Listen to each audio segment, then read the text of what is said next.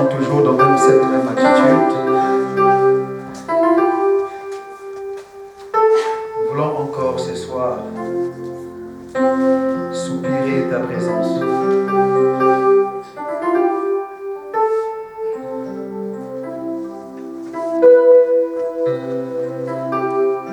Nous voulons encore soupirer ta présence. Réaliser que tu nous fais du bien.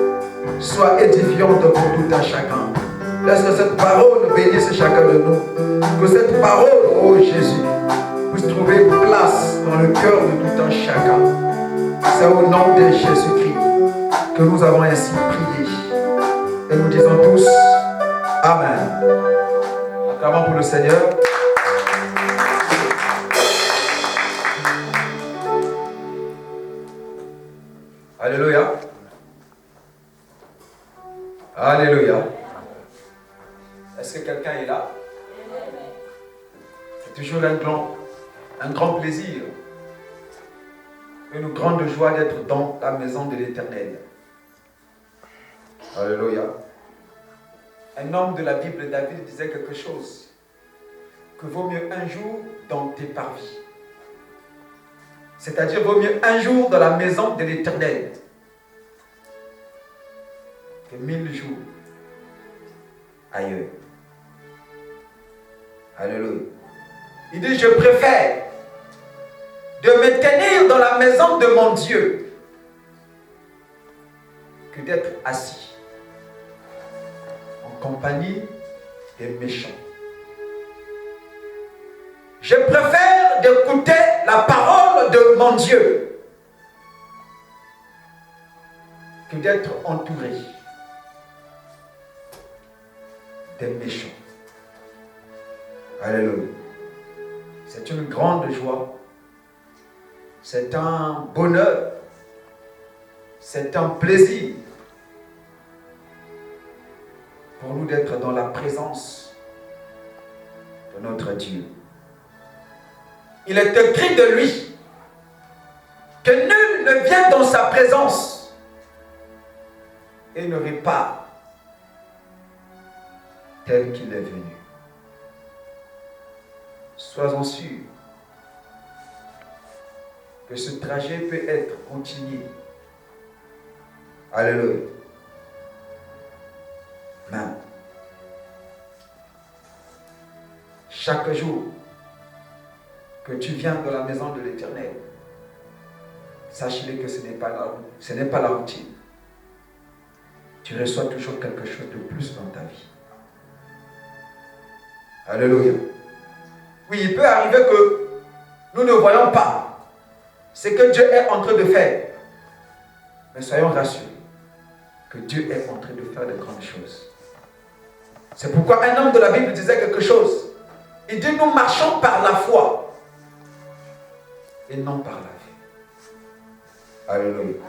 Si tu veux réussir avec Dieu,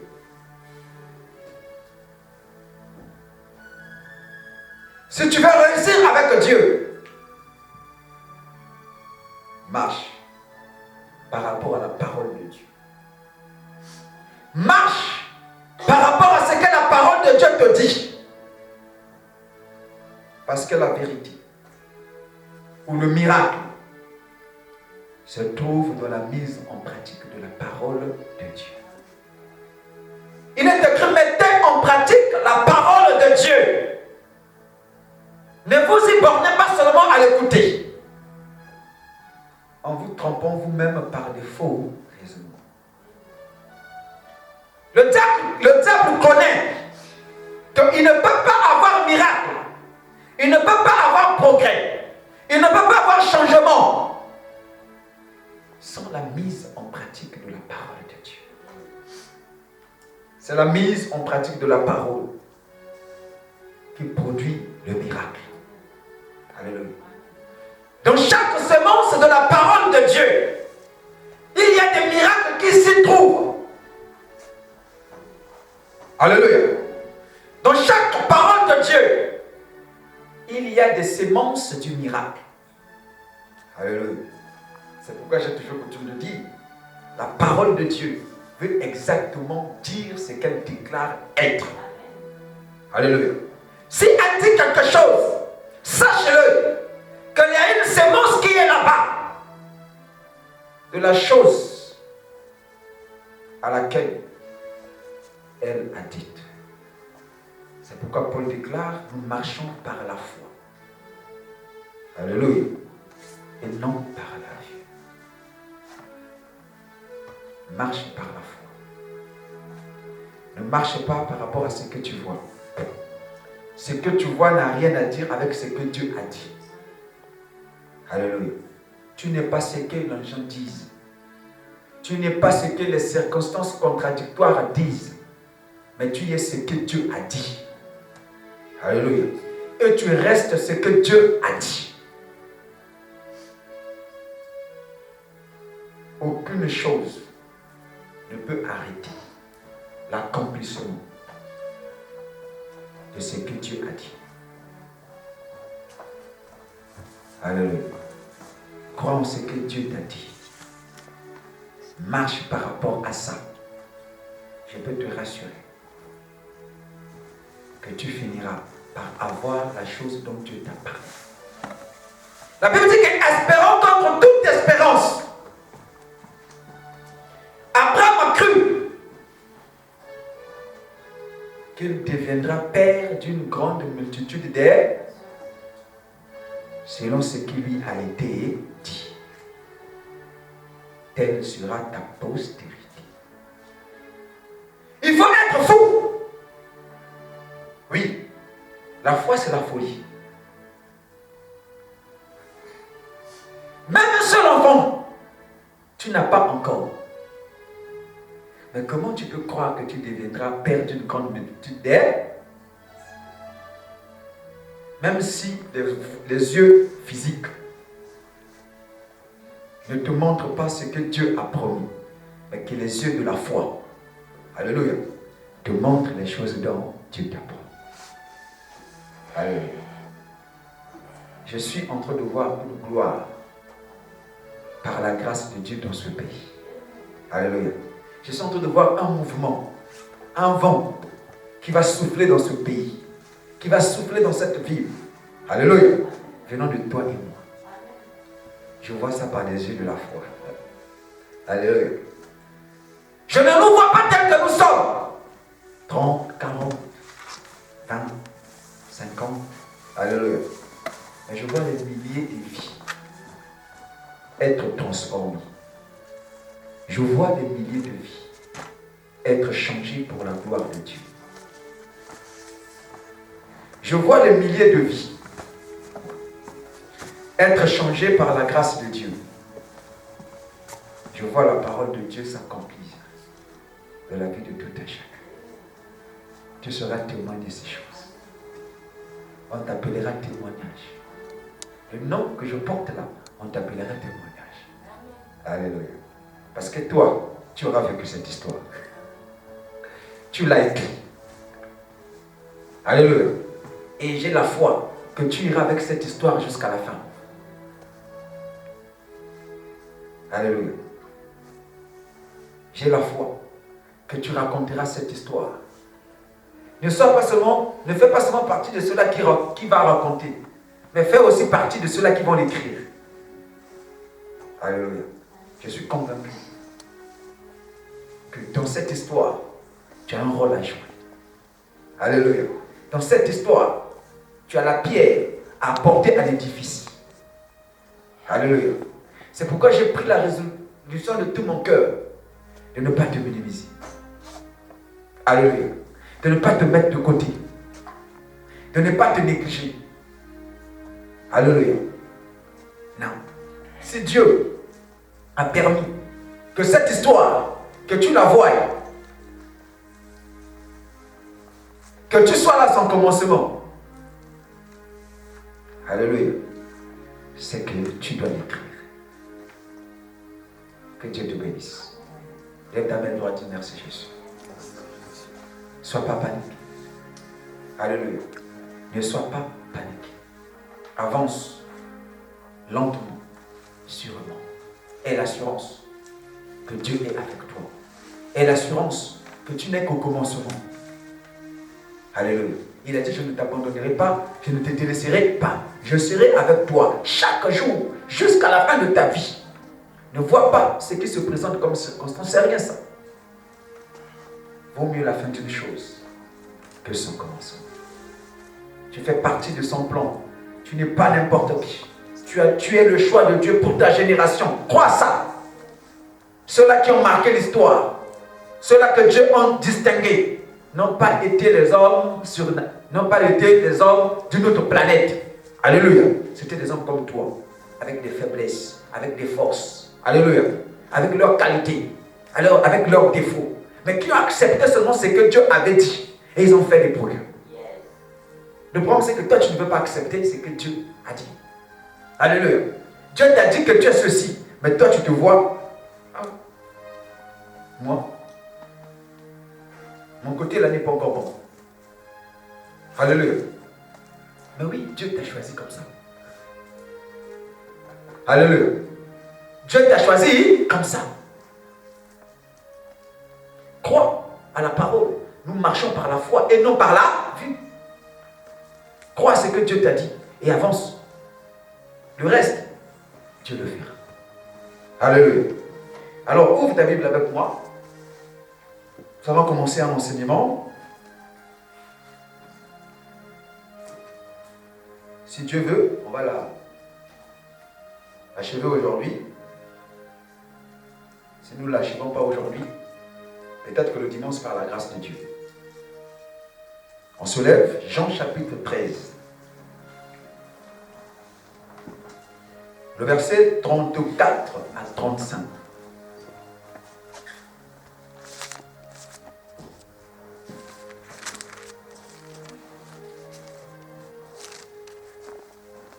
Je ne sais pas, vous vous présentez sans bic, sans cahier. Je ne sais pas. Jean chapitre 13, le verset 34 à 35. Je vous donne un commandement nouveau. Aimez-vous les uns les autres. Comme je vous ai aimé, vous aussi aimez-vous les uns les autres. À ceux-ci, tous reconnaîtront que vous êtes mes disciples si vous avez de l'amour les uns pour les autres. Parole de l'Éternel. Acclamons pour le Seigneur.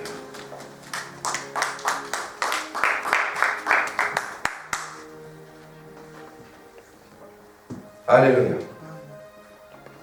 C'est la parole de Dieu. C'est ça la vérité. Alléluia. Même si elle peut nous faire mal. Mais nous devons se plier. Parce que c'est la parole de Dieu. Parce que c'est ça la vérité. Alléluia. Notre thème, le thème de notre enseignement de ce soir, pour ceux qui écrivent, s'intitule « Comment reconnaître un disciple de Jésus-Christ ?» Alléluia. Comment reconnaître un disciple de Jésus-Christ? Alléluia. Plusieurs choses se disent à ce sujet.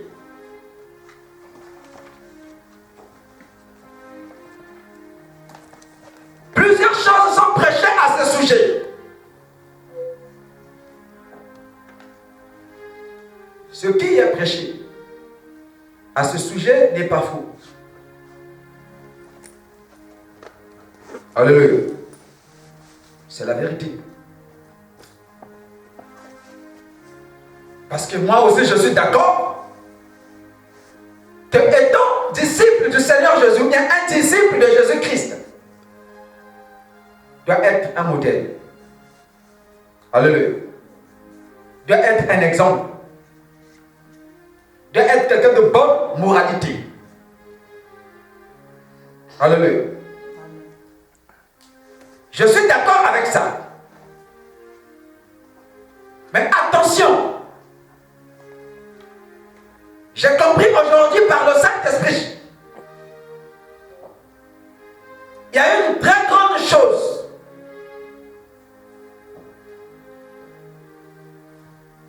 Une grande qualité.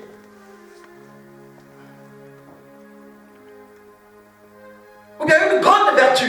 C'est ça, non? Hein? C'est la vertu, non? Vous qui parlez bien français, c'est la vertu, non?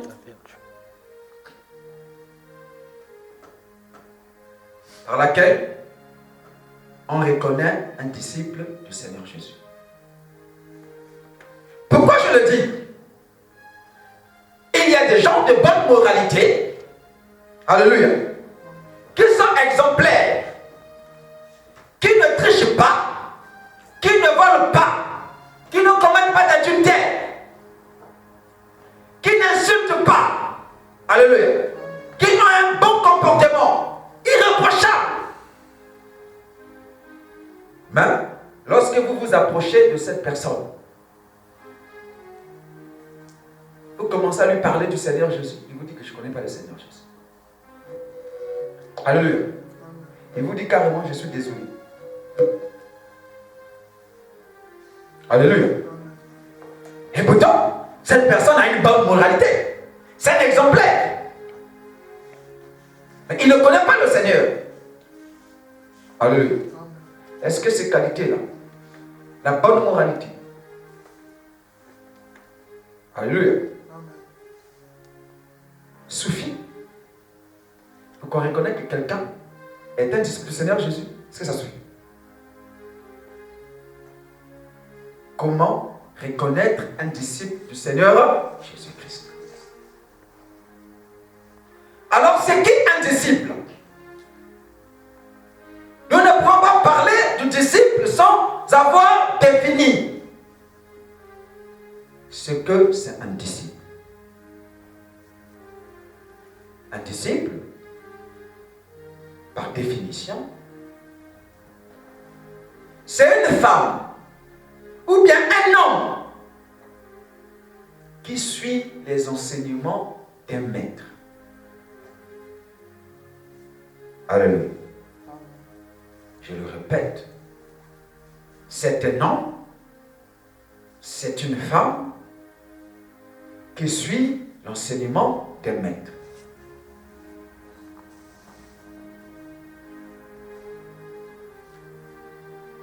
À l'époque du Seigneur Jésus, ceux qui suivaient ses enseignements, comme nous les suivons aujourd'hui, ou bien ceux qui suivaient l'enseignement des maîtres, étaient appelés des disciples. Alléluia. C'est pourquoi, dans Jean chapitre 3, à partir du verset 22 jusqu'à 25, vous remarquerez là-bas, la Bible parle des disciples de Jean-Baptiste. Alléluia. Parce que Jean-Baptiste aussi était un maître. Il y avait des gens qui suivaient son enseignement, qu'on appelait aussi les disciples. Alléluia. Et les chrétiens de première ère, donc ceux-là qui suivaient le Seigneur Jésus, on les appelait les disciples. Alléluia. Le mot chrétien est venu bien après. Dans Actes des Apôtres, ce n'est même pas des chrétiens aussi, des disciples qui avaient donné ces gens-là, qui avaient donné ce nom-là chrétien. C'était Antioche de Syrie. Donc, ceux-là qui ne priaient pas. Ils ont vu les disciples. Comment est-ce qu'ils se comportaient? Comment est-ce qu'ils marchaient? Donc, suite à leur comportement, suite à leur façon de faire, ils ont reconnu par leur vie. Leur vie était le reflet. Leur vie était le reflet des enseignements du Seigneur Jésus. Alléluia.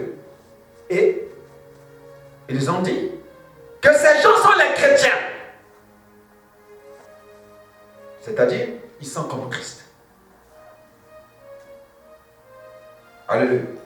Pourquoi? Parce que les chrétiens de première ère, les chrétiens de première époque, de par leur vie seulement, ils reflétaient l'enseignement de Christ.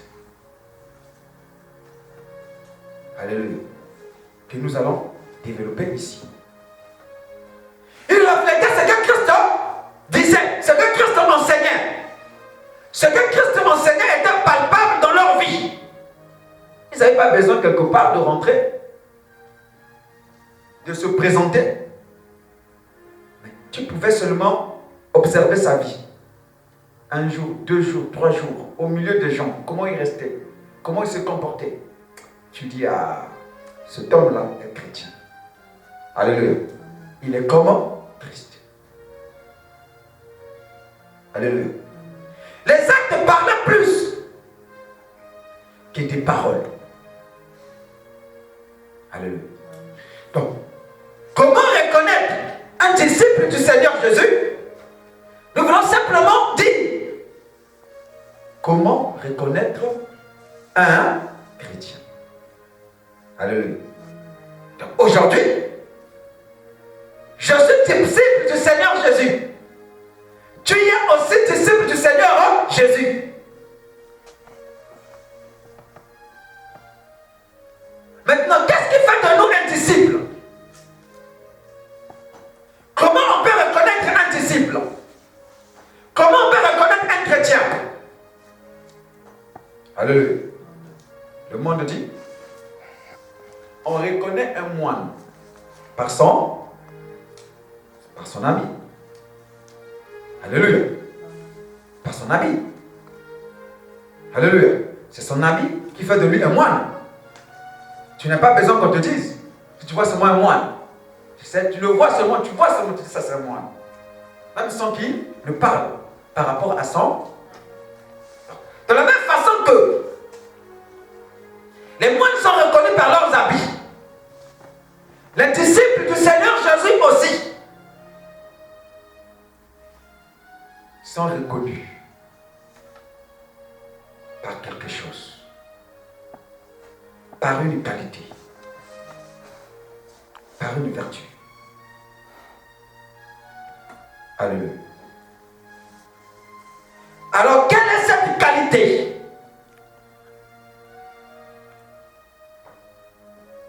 Qui peut faire à ce que nous puissions reconnaître un disciple du Seigneur Jésus?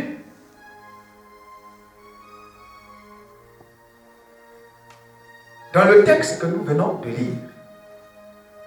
Alléluia. Lors des derniers discours du Seigneur Jésus, et vous remarquerez qu'il a dit ces choses juste après que Judas s'est éloigné pour aller le trahir. Donc, avant sa mort. Alléluia. Alors il dit à ses disciples, je vous donne un commandement nouveau.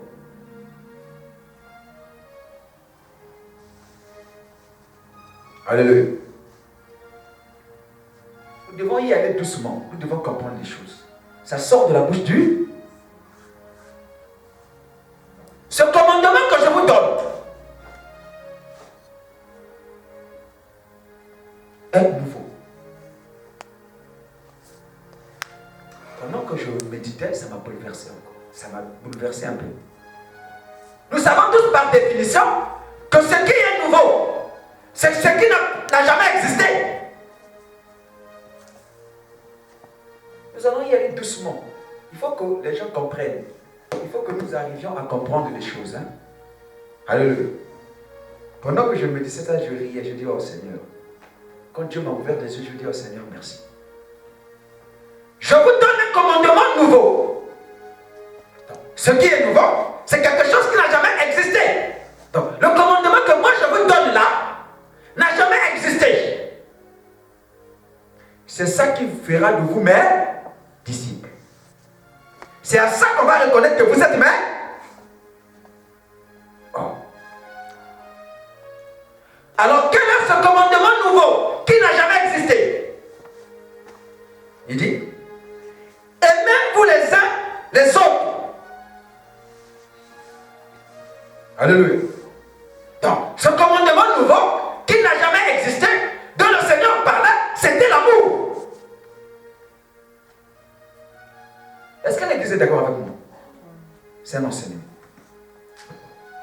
Maintenant, posons-nous la question de savoir, est-ce que l'amour c'est un commandement nouveau? La loi de Moïse ne parlait-elle pas de l'amour? Alléluia. Dans Lévitique chapitre 13,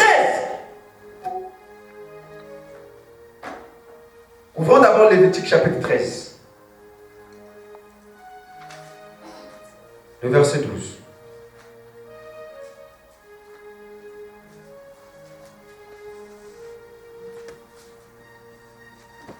Vous y êtes?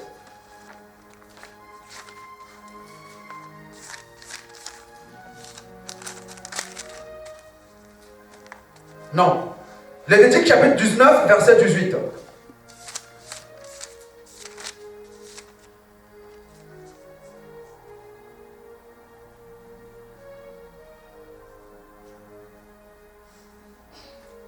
Vous y êtes, non? Ok.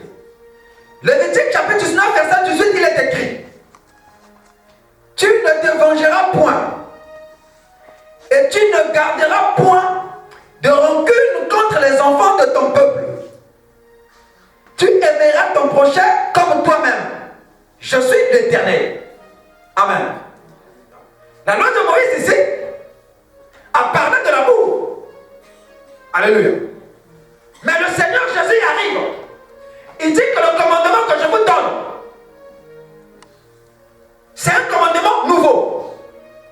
Un commandement qui n'a jamais existé. Alléluia.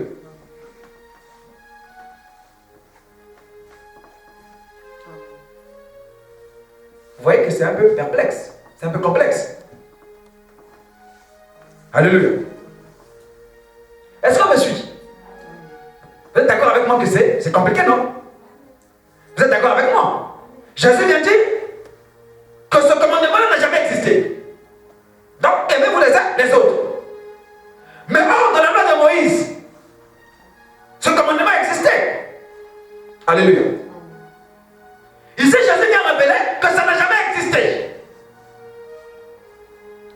Maintenant, regardez la révélation. Suivez-moi très bien. Suivez-moi ici, s'il vous plaît. Écoutez la révélation. L'amour dont il a parlé dans la loi de Moïse, dont la loi de Moïse fait allusion, est différente de l'amour est différent plutôt de l'amour dont le Seigneur est en train de nous ordonner ici. Je vais m'expliquer. Quand vous voyez l'amour dont la loi de Moïse parle ici, cet amour commence ceci: tu ne vengeras point, tu ne te vengeras point, et tu ne garderas point de rancune contre les enfants de ton peuple. Contre qui? Alléluia. Cet amour-là est différent parce que cet amour-là se pratiquait entre les enfants d'Israël. Alléluia. Cet amour qui était demandé ici, c'était entre eux. Eux seulement, les Israélites. On n'est pas en train de me comprendre. Est-ce qu'on me comprend? Ça devait seulement se pratiquer entre eux. Donc, tu ne devais pas garder. Donc, contre qui? Contre l'enfant de ton peuple.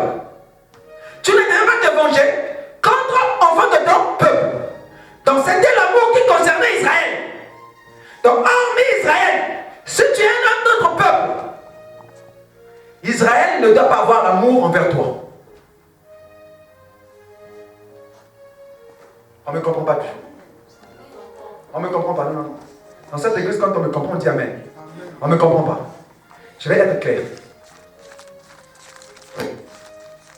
Je vais m'expliquer. Cet amour demandé ici, alléluia, c'était demandé seulement entre Israël. C'est pourquoi il est dit, il commence à dire, tu ne te vengeras pas et tu ne garderas pas donc contre les enfants de ton peuple. Donc ça les concernait.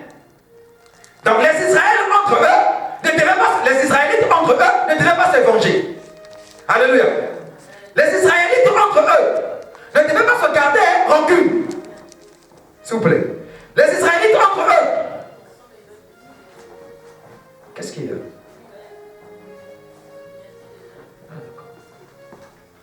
Les Israélites entre eux ne devaient pas se garder en rancune. Ne devaient pas se venger. Alléluia. Et voilà l'amour que la loi de Moïse demandait. Maintenant, l'amour que Christ demande ici est tout à fait différent. C'est un amour nouveau. Parce que ça ne concerne pas seulement entre chrétiens. Alléluia. C'est un amour sans limite. C'est un amour qui traverse les frontières.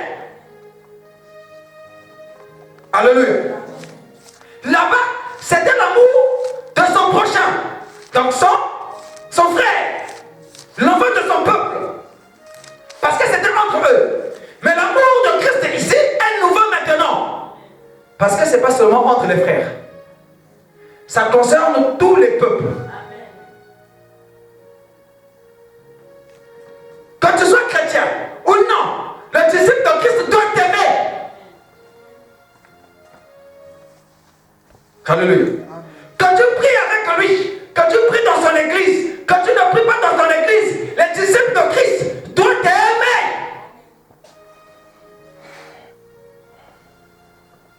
Première différence.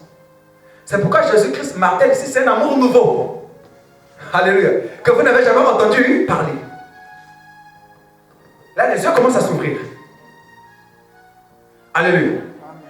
Deuxièmement, cet amour, comment il doit être pratiqué? Tu aimeras, vous devez vous aimer comme moi je vous ai aimé. À la manière du, comme le Seigneur nous a aimés.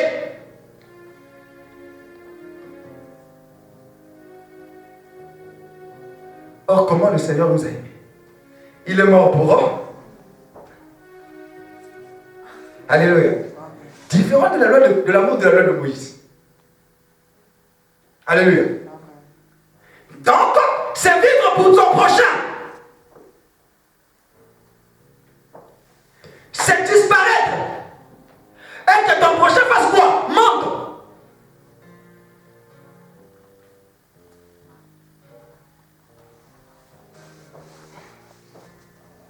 C'est fort, hein? Alléluia. C'est fort, hein? Maintenant, on va jeter un monde, un regard dans notre monde chrétien. Est-ce que nous sommes en train de pratiquer cet amour? Le Seigneur dit, c'est à cela. Donc, c'est cet amour qui fera que les gens puissent vous reconnaître que vous êtes Dieu. Alléluia. Pourquoi? Parce que le monde aussi a son amour. Mais l'amour du monde est différent de l'amour du chrétien, des chrétiens. Le monde aime seulement son frère. L'amour du monde, c'est l'amour de la loi de Moïse. Entre pros, si nous sommes issus de la même famille, frère, je ne vais pas me venger contre toi. Je ne vais pas te garder rancune. Pourquoi? Mais parce que nous sommes de la même famille. C'est l'amour du monde. C'est l'amour de la loi de Moïse. Alléluia. Mais l'amour de Christ, si même si nous ne sommes pas issus de la même famille, je ne dois pas me venger contre toi.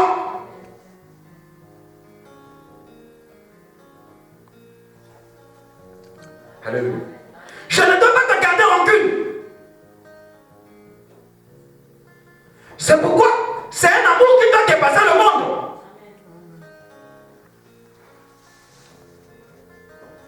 Et Jésus a démontré cet amour. Israël disait quoi? L'amour d'Israël, eux donc pour eux. Mais quand Jésus l'a cloué à la croix, qu'est-ce qu'il a dit? Père, pardonne-leur, parce qu'ils ne savent pas ce que. Maintenant, toi et moi. Quand on parle seulement le mal de moi ici, tu verras que mon visage a fait quoi? A changé. Alléluia. Je vocifère. Je commence à lâcher même les choses pas bien. Jusqu'au point de maudire. Alléluia. Parce qu'on avait parlé le mal du pasteur. Mais Jésus, on n'a-t-il pas parlé le mal de lui? Alléluia. Si nous aimons, Seulement ceux-là qui nous aiment. Mais le monde aussi aime ceux-là qui leur aiment. Il n'y a pas de différence.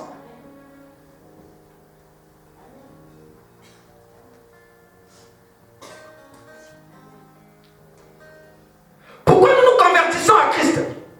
Pourquoi l'amour de Christ nous a convertis? Parce que nous, dans nos péchés, Christ a fait quoi? Nous a acceptés dans nos défauts. Et c'est cet amour-là qui fait que les gens se tournent vers Christ. Et c'est cet amour que nous, les chrétiens, doivons manifester. Pour que ceux qui nous calomnient fassent quoi? Viennent à nous. Nous rejoignent. C'est ainsi, tu remarqueras que les chrétiens de première ère, on est en train de le lapider. Quelqu'un comme Étienne, alléluia, il est en train de mourir. Les mêmes personnes qui le lapident. Mais regarde sa prière en faveur de ces gens. Père, ne leur impute pas, Seigneur Jésus, ne leur impute pas ce péché. Mais si c'était toi et moi, vous avez tué un serviteur de Dieu. Alléluia. La malédiction va venir sur vous. Toute votre famille. Frère, tu es disciple de qui? Tu es disciple de qui? Qui est ce serviteur de Dieu là? Qui n'aime pas qu'on insulte? Qui n'aime pas qu'on lui lance les pierres? Même Jésus, on a lancé les pierres. On l'a fait. Alléluia. Et on voit cette attitude-là, même avec les grands pasteurs. On voit ça. Sur Internet. L'homme lâchait les mots. Alléluia. Parce qu'il a appris que là-bas, on a parlé le mal de lui. Nous tous, nous en sommes victimes. Alléluia. L'homme se fâchait. Parce qu'on a parlé le mal de sa femme. Alléluia. Parce que c'est une fausse accusation. Si tu continues, si tu ne te repens pas, la main de Dieu que moi j'en prie. Donc lui commence à se faire vengeance. Or il est écrit, ne vous vengez pas vous-même, mais laissez agir la colère. Alléluia. Non, notre amour doit changer. Alléluia. C'est pourquoi aujourd'hui les chrétiens ne gagnent plus. On ne gagne plus les gens. On ne gagne plus. Parce qu'on rend œil pour œil, dent pour dent. On est dans la loi, frère. On n'est pas dans la grâce. On prêche la grâce, mais on ne présente pas les fruits de la grâce.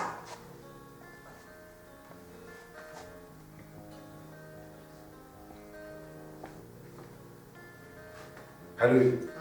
On ne présente pas ça.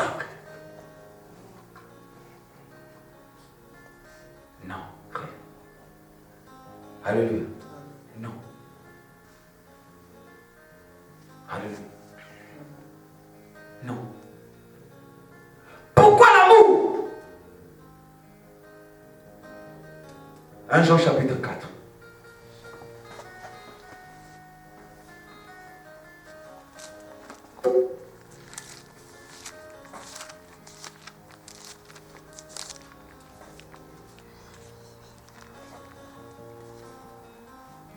Verset 7 à 11. Bien-aimés, aimons-nous les uns les autres, car l'amour est de Dieu. Et quiconque aime est né de Dieu et connaît Dieu. Amen. Pourquoi nous devons nous aimer? Pourquoi? Parce que l'amour est de Dieu. L'amour vient de Dieu.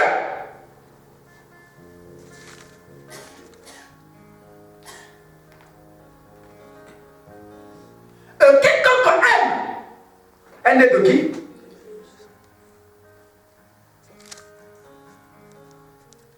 C'est comme quiconque aime est né de Dieu. Donc, quiconque n'aime pas n'est pas né de Dieu.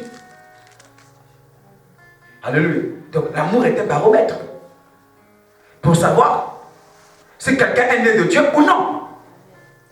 Mais toi et moi, nous sommes nés de Dieu. Pourquoi on n'aime pas?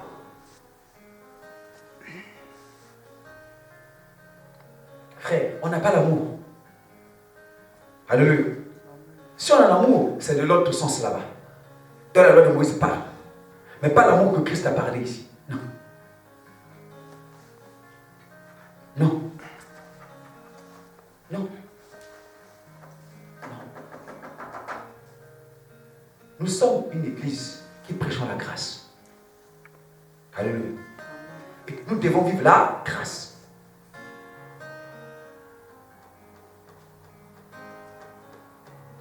Nous devons changer notre amour. Nous devons renouveler notre amour.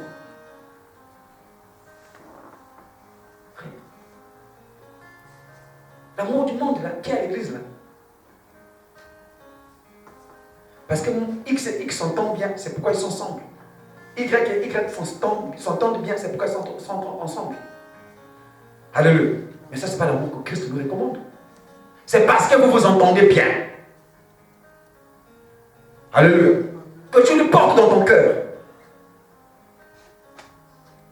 On se connaît ici. Alléluia. On doit se dévoiler, frère. Alléluia. Parce que si nous sommes de Dieu, nous devons faire quoi? Nous devons nous aimer.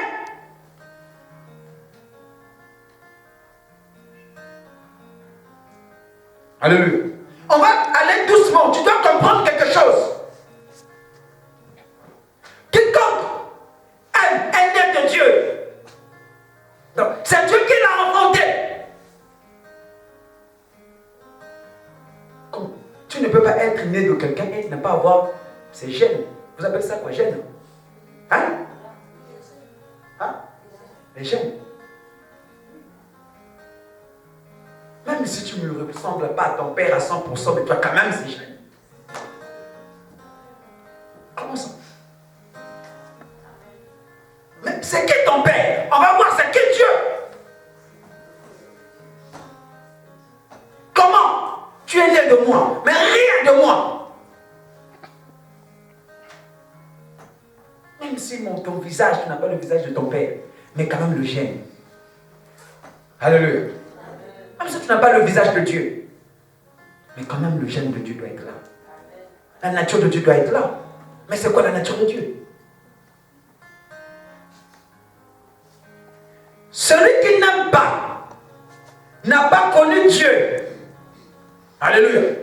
Celui qui n'aime pas n'a pas connu Dieu. Et c'est la vérité.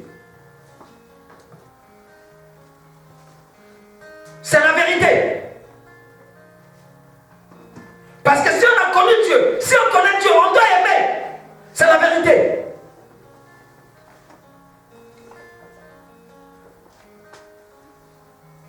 Alléluia. Parce que Dieu doit porter dans notre cœur le briseux. Alléluia. Le brisement. Celui qui n'aime pas n'a pas connu Dieu. Car Dieu est amour. Voilà. Dieu n'a pas l'amour. Non. Alléluia. On ne dit pas que Dieu a l'amour. Non. Dieu n'a pas d'amour. Dieu est. Le verbe est fait de temps. Donc l'amour c'est qui? C'est Dieu. Donc toi quand tu n'aimes pas là, tu n'as pas connu Dieu. Tu méprises Dieu. Parce que l'amour que Dieu nous demande ici. Si nous demandons l'amour parce que l'amour c'est lui-même. Celui qui aime, aime Dieu. Alléluia. Celui qui aime a Dieu en lui.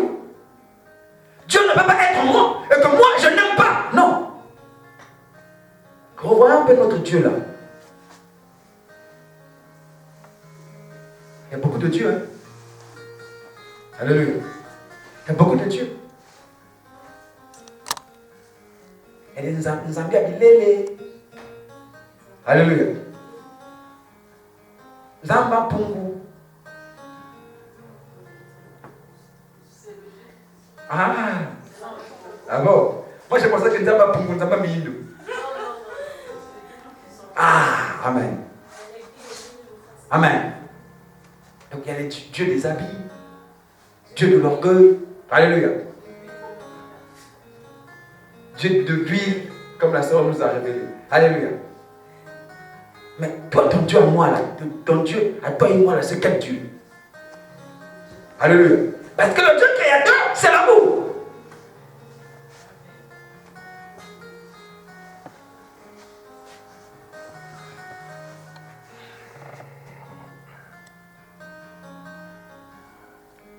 Écoutez, frère. Écoutez, sœur. En sortant d'ici, nos cœurs doivent changer. Alléluia. Comment on peut venir à l'église, on ne peut pas changer?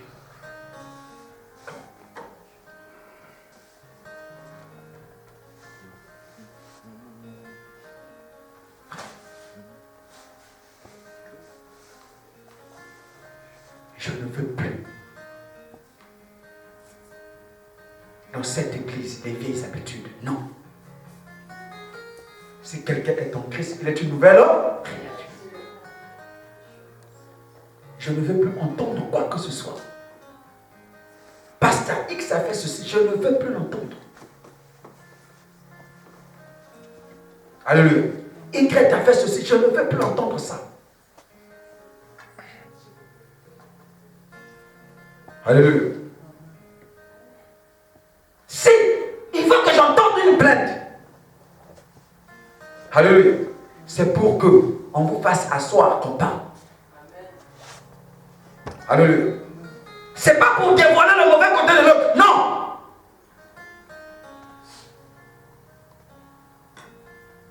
Alléluia. Pas seulement pour ceux qui prient ici. Non. Pour tout cela que Dieu a créé à son image et à sa ressemblance. Même ceux qui ne prient pas.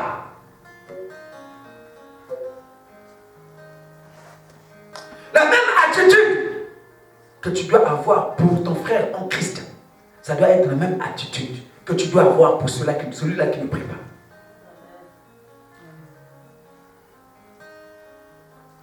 Dieu nous a aimés avant que nous ne soyons ses enfants. Alléluia. On n'est pas né enfant de Dieu. On fait quoi? On le devient. En acceptant le Christ. Avant même qu'on accepte le Christ, Dieu nous a aimés. Et il s'est offert pour nous. Écoutez, quand le Seigneur Jésus dit un commandement nouveau, il sait ce qu'il veut. Un commandement qui n'a jamais existé. Alléluia. Et c'est le seul commandement que Christ nous a laissé. Donc, on reconnaît ici du Seigneur Jésus par son commandement.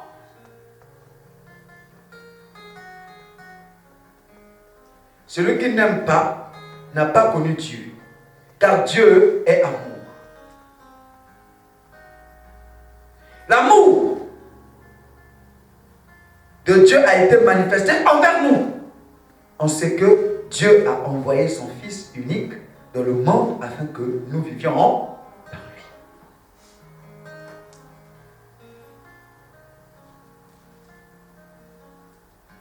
Pour ce soir, nous allons nous arrêter ici. Nous allons prier. Dimanche, alléluia, nous allons continuer cet enseignement. Et nous allons expliquer ce que c'est l'amour. Amen. On va définir ça. Non, frère. Nous devons changer. Nous devons être une église.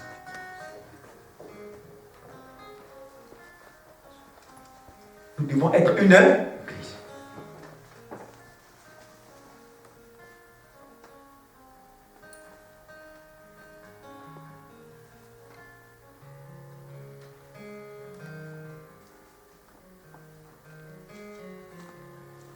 Lève-toi là où tu es.